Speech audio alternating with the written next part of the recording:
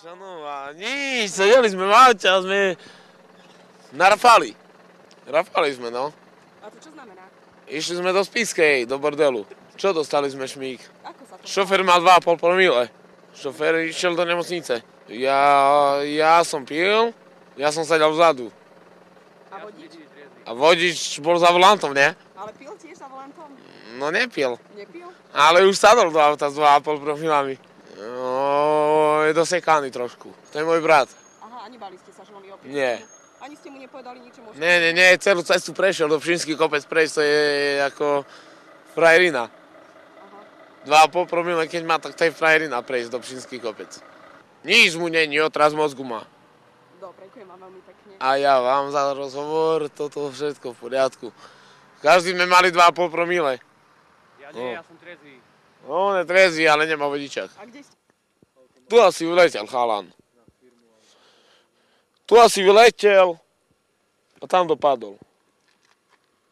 Vidíte, kde je auto. A aký to bol? Dvakrát na strechu, my sme sedeli 4 v aute. Koľko sme sedeli v aute? 4 plus 5. 4 plus 5. No. 2 raz nás otočilo, psovi nič, pes je tu. Mne ide krv len. Ja mám tu dačo rozbité, neviem. Ale v pohode. Ako? A aký to bol pocit padať tak do rokliny? Jaký to bol pocit? Ja som nevedel, lebo ja som už driemal.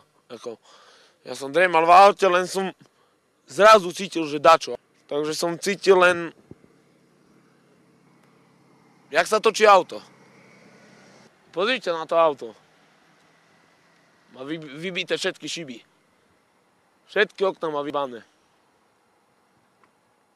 To môže ísť na šrotovisko, to takára.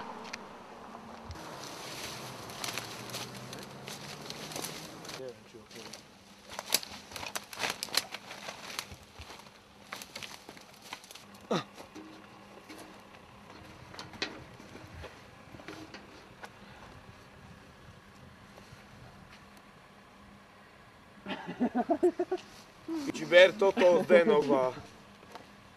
Na čo to bude? Kotúč. Prilbu.